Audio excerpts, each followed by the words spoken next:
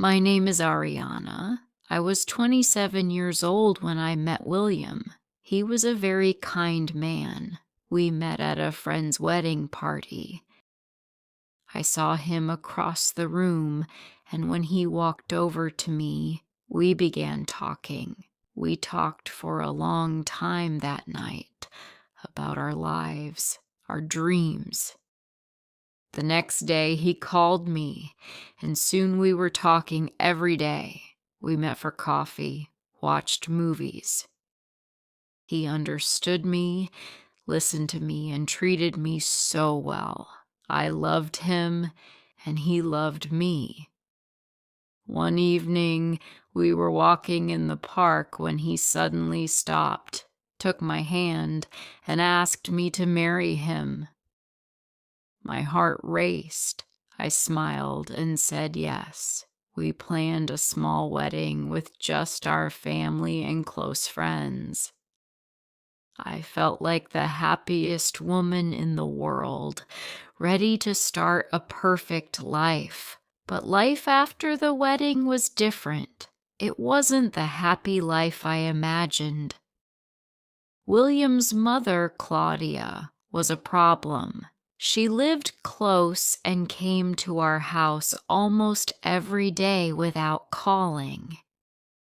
She'd bring food sometimes, but mostly she brought her opinions and her control.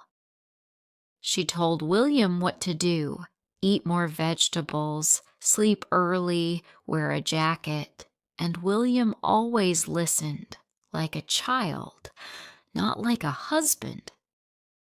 I was there too in that house, but I felt invisible. Claudia hardly spoke to me. She'd talk about me to William even when I was in the room.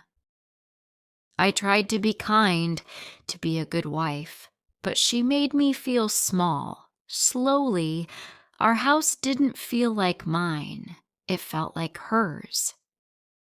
Every day she came, took all of William's attention, and made me feel more and more lonely.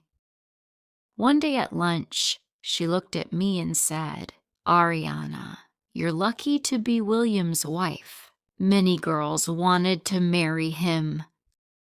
I stayed quiet, but her words hurt me. I began noticing that William was coming home late more often. He'd always say he was with his mother. I was worried. I felt like she was more important than me. I lived with my husband, but I felt very alone. One night, I told William how I felt.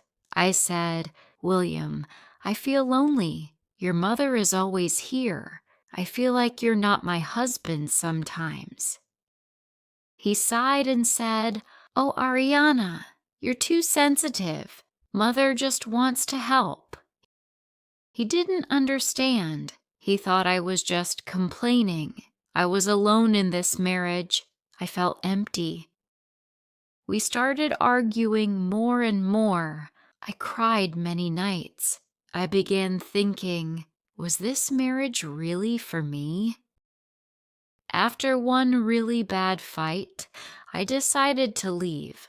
I packed my bag at night, planning to go before William woke up. But in the morning, I felt sick. I had a strange feeling in my stomach. I took a pregnancy test. My hands were shaking as I waited. Then I saw the result. It was positive. I was pregnant. Tears filled my eyes. A baby, our baby. Maybe William would change. Maybe his mother would leave us alone. This baby gave me hope. I decided not to leave, not now. This baby was my last hope. I planned to tell William that night.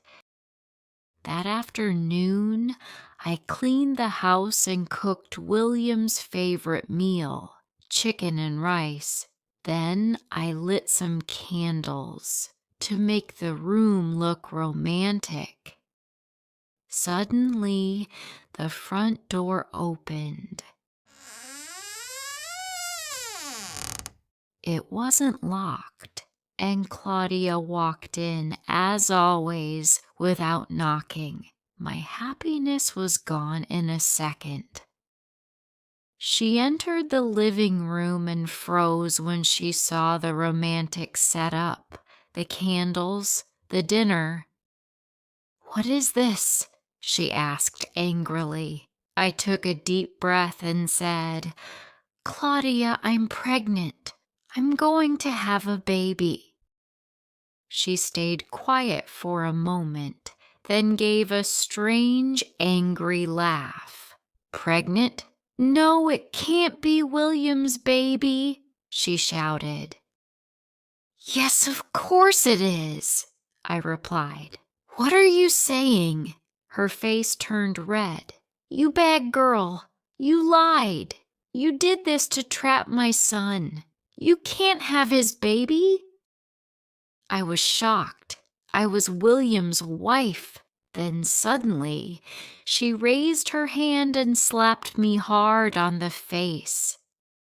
My cheek burned, my head hurt, and tears came. I stood there shaking. She had slapped me. William's mother hit me in my own house after I told her I was pregnant. I don't know how long I stood frozen. Claudia was still in the room, still angry. Then the door opened. William came home.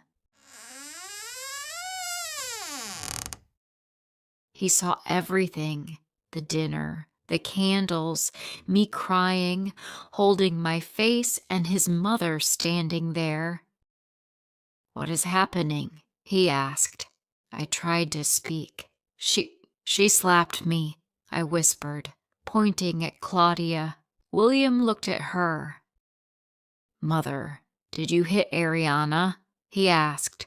She answered, "Yes, I did, William. She says she's pregnant, but I don't believe her. She's trying to trap you.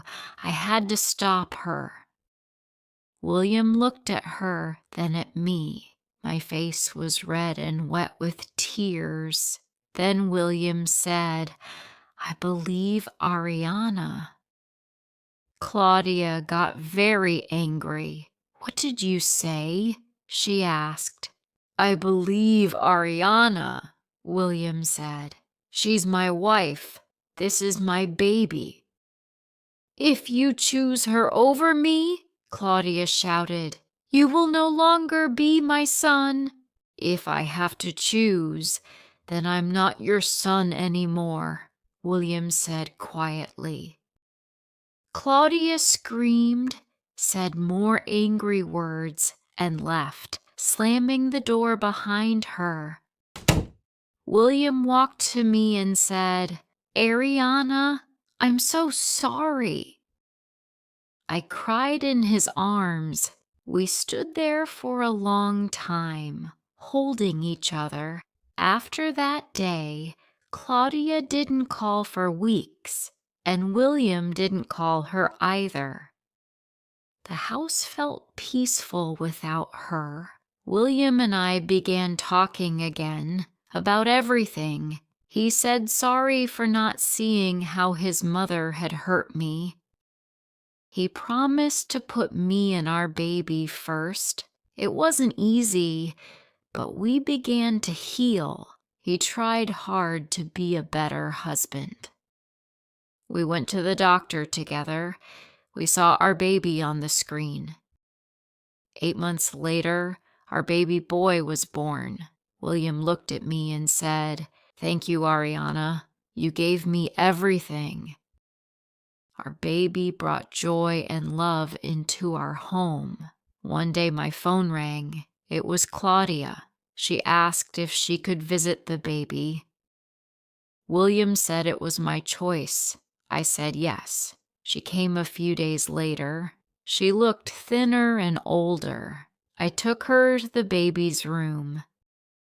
She looked at her grandson and said, "He looks like William." She had tears in her eyes.